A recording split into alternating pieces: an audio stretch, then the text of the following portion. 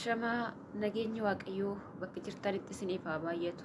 Obboleewwan koo daawwattoota maatii birqee yuutuubii akkam jirtan nagaa keessanii? Ani obboleettiin keessan baay'ee tokko nagaadha obboleewwan koo.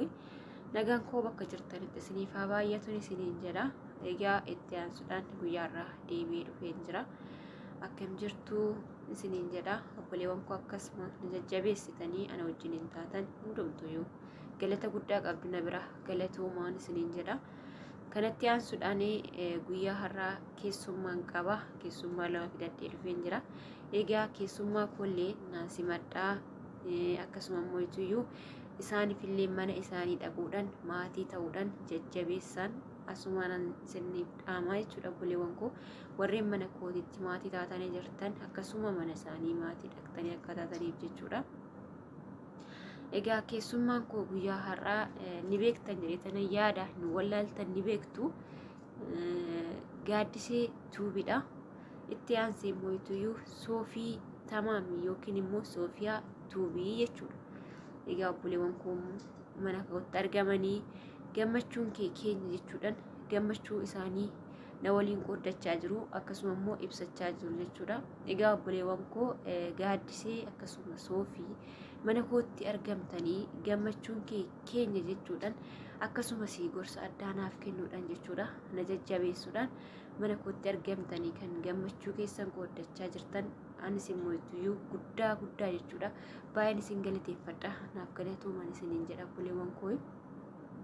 Akkasuma gorsi isin na gorsitanis anaafis immoo iyyuu jabina ta'a jechuudha. Na jajjabeessaa jirtanii guddaa naaf galatoomaa. Akkuma isin immoo iyyuu mana koo dhuftanii gammachuu keessan qooddattan anis immoo iyyuu mana keessan dhufee akkan gammachuu qooddadhu abdiin qaba. Egaa hundumti keessanuu jabaadha. Kan sheer gootanis akkasuma kan komentii akkasuma immoo kan laayikii gochuudhaan nu jajjabeessaa jirtan obboleewwan keenya guddaa galatoomaa ulfaadhaan isiniin jedha. Ammas immoo iyyuu kanuma caalaa akka jabaannee gara fuulduraa deemnee wanta guddaa wanta barumsa namaa ta'u dabarsinu nu jajjabeessuun keessan immoo iyyuu akka nurraa hin hafne gamanumaan dhaamsa jechuu isinii qaba jechuudha. Kanaafiyyuu kana fakkaataa egaa anis immoo iyyuu yaada koo xumuradheen jira. Gamanumaan gara obboleewwan koo gara mana kootti dhufanii gammachuu isaanii qooddachuudhaaf ana biratti argamanitti isin dabarsa. Isaan wajjin immoo iyyuu turtii gaarii taasisan isiniin jedha obboleewwan koo. Egaa nagaan naaf turaan isiniin jedha. Gamanumaan gara isaanitti isin dabarseetan jira. Ashamaa harka fuunee jirra jirtu kabajamtootaa fi jaalatamtoota hordoftoota birqeetu warri biyya keessaa kan biyya alaa bakkuma jirtanitti nageenya waaqayyo isiniif haa baay'atu. Ani obboleettiin keessan nagaa koodha waaqayyo kan galatoomu yaa ta'u isinis akka nagaa taatan abdiin qaba. Nageenya ana bira jiru isin biras dachaan akka jiru abdiin qaba. Ammallee nagaa naaf ta'a bakka jirtanitti. Har'a mana birqeetu beetti argamnee jirra. Sababni itti argamneefis kan waliin beennu gammachuu ishee waliin qooddachuudhaaf baay'ee gammannee fi dhugaa dubbachuudhaaf keessattuu namni hunduyyuu in hojjeta yuutuubii monii ta'a garuu kan birqee kun adda dhugaa dubbachuudhaaf fakkeenya hedduu kan nuuf taatedha jechuudha. Dhugaa dubbachuudhaaf ji'a sadii miti ani ji'a sadii na jalaa qabamee miti guyyaa sadii na jalaa qabamee abdiin kuta malee hin eegu dhugaa dubbachuudhaaf ani jireenya irraa abdiin kutu garuu karaa yuutuubii kanatti bakka maaliif wantuma xiqqootu balleessa. Kanaafuu abdii kuteetan dhiisa malee hagana hunda eegee subscribe sin guuttanne sa'aatii sin guuttanne ture. Sa'aatii irratti taphachiisuu dhiisiti garagaree san laalu ture. Isheen garuu osoo abdiin kutin dhugaa dubbachuudhaaf goobazii namaa ogeetti namaati dhugaa wanta baay'ee fakkeenya hedduu nuuf taata asumarrattu jechuudha. Dhugaa dubbachuudhaaf namni nama cimaa tokkotti yoo siqee maalummaa nama sanii baree nama cimaa tokkotti yoo siqe atillee cimtu taata dhugaa fakkeenya anaaf taate wanta akkanaatu osoo kan namuudatu ta'e anaafu jechuudha. Fakkeenya anaaf taate abdiin kutu yoomillee taanan jechuudha. Maaliif obsaan eeggannaan namni kamiyyuu hin qorama. Biyya lafaa kanarratti namni hin qoramne hin jiru. Nu miti Yesuus Kiristoos inni qulqulluun sun qoramee jira. Nu namaa miti nu wanta baay'ee dogongorra waan ta'eef. Kanaafuu qormaata keenya san sa'aatii iddoo qormaata keenya san keessatti iddoo fattanamnu sanitti immoo obsa nama barbaachisa. Ati garuu obsitee eeggatte har'a siif deebi'ee carraa kan argu keetii fi dhugaa dubbachuudhaaf eenyu olitti kan kee adda eenyu olitti ansiif gammadee ammallee jabaadhu. Abdii in kunne atu abdiin kuttu ammallee immoo kana caalaa akka wanta hedduu sirraa baran abdiin qaba kana caalaa akka darbitee deemtu siif banamee jira sitti cufamee siif banamee jira kan macaalamuu barri jireenyaa kee haa banamu bakka yaadde kee waaqayyo si haa gargaaru siin jedha bareeddu koo akkaati fakkeenya nuuf taatee wantoota nama barsiisan hojjettee gallakkiftu waa'ee amantaa keetis haa ta'u waa'ee biyya keetis haa ta'u waa'ee bakka wanta baay'eetu jira wantoonni wanta gaarii yeroo baay'ee wanta gaarii hojjennu nu laallamu wanta badaa hojjemetu laallama anamma indoo qoyyoo muni wanta badaa wayitan hojjedhamna malan jedha maaliif wanti badaan yoo gallakkifame viyuun isaa baay'eedha wanta gaarii hojjette garuu hin jiru kanaafuu ani wanta badaa hojjedhu siin hin jedhu wanta badaa si gorsaa hin jiru ishee asmara hin jammare wanta badaanii har'aa fi namatti fakkaata malee boruuf dhaloota dhufuu fi wanta dhaloota dhufu balleechaa deemu jechuudha kanaafuu wanta gaarii akka hojjettee nu barsiiftu wanta gaarii akka hojjettu wanta gaarii sirraa eenna jawaadhuun siin jedha ammallee waaqayyo si haa gargaaru bakka yaadde gahii kanuma caala gammadii gammachuun kee ittuma fufu akka itti fufus immoo abdiin qaba kan maaliif qoramtee dabarteerta waan ta'eef amma booda immoo hin qoramtu waan ta'eef jabaadhu bakka yaadde gahii nama doolaara hammaaru si haa taasisu ni kanaafuu ni hammaartaa abdii qabna kanaaf namni kun hundi keenya yeroo hojjennu wanta bakka isaan geenye nutti fakkaatu fakkeenyaaf jenneeti ta'uu baachuu danda'a jenneeti kan jalqabnu garuu ni ta'a kan kee kan hunda keenyatu ni ta'a kan kee qofaa miti kan kee garuu akka ta'u natti ibsee jira maaliif irraa addanaan hin jennu immoo warra qaalollee hin beeku inna ati maaliif qormaata kee fixattee jirta waan ta'eef amma booda akka ati bakka yaadde dhugaa dubbachuudhaa fi wanta gaarii akka ati argattu abdii qabna jabaadhuun siin jedha waaqayyo si haa gargaaru warri sabiskiraayib laayik sheer gootanii har'aan geessanii ammallee biraan hafnaa iddoo dogongora ishiitti maatii iddoo gaarii ishiin hojjettetti mu'aamilee ta'aa fi wal malee uumaan qabnu waan ta'eef iddoo dogongoraas namoonni tokko sagaleen duwwaa si haa waraabbamu wantoota addaa isaa gadi lakkifamu wantoota ndoo yuutuub irratti fudhatama hin qabne yoo sogal lakkifame waaw jennee bira darbuu hin qabnu lakki kun sirrii miti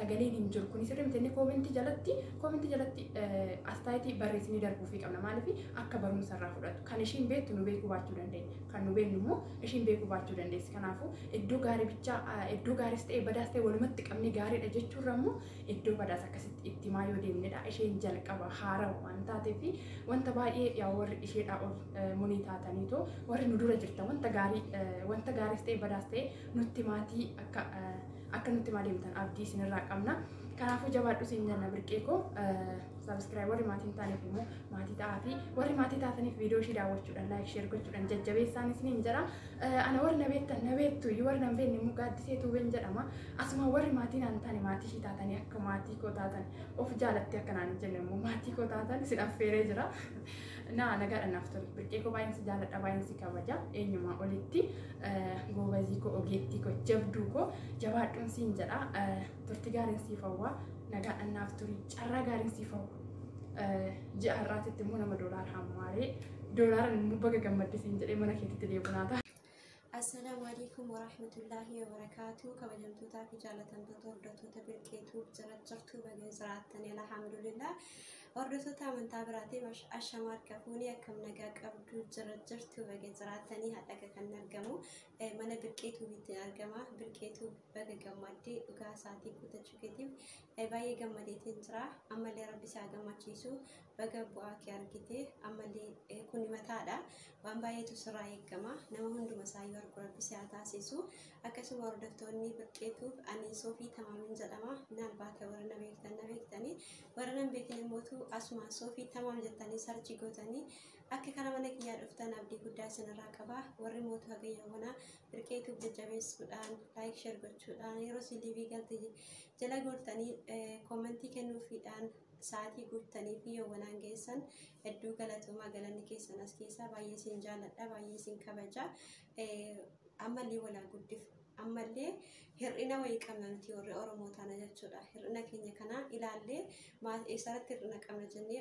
waliif haa guddifnu jechuudha Oromoon keenya yeroo baay'ee akkaataatti miidiyaatti fayyadamuun beeku nama tokko keessaa kiyyaa kana gowwaa wayii reefu ol ka'e waan darbee gaditti kaan hin beeku jechuudha hattaa iimeeliin namni iimeeliin banatiin baay'eetu jira kanaaf iimeelii keessan banadhaati biyaans nuyi kawaan beekne kana hojjebeessu dhiiftan illee kawaa beeku kawaa amantaa dabarsu sheekoti abbootii baay'eetu jiru jara akkasii illee hamilee ta'aa fi isiniin jedha kanaaf ala jara akkasiirra darbitan immoo nuyi akka kana shafaafaa kanallee nuyi xixiqqoo kanaaf illee akka maatii nu taateen hojjebeessan abdii guddaa isinirraa qabna kanaaf asumaan hordoftoonni birqeetu baga gammadan walumaan warri gammachuu siidhaa waliin qooddattan ulfaadhaa isiniin jenna ammallee gammachuun itti haafuuf birqee jajjabaadhu karaa fuulduraatti inshaallah waa'ee amantaa keetiirraa waa'ee saba keerraa maalummaa keerraa kadhataa guddatuuf barumsa ta'u namarratti waa hojjetu rabbisaa taasisu kanaaf inshaallah hundumaan keessa rabbi isin jaalladha ammallee jabaadhu irratti hojjedhu bu'aa isaa nama argu rabbisaa taasisu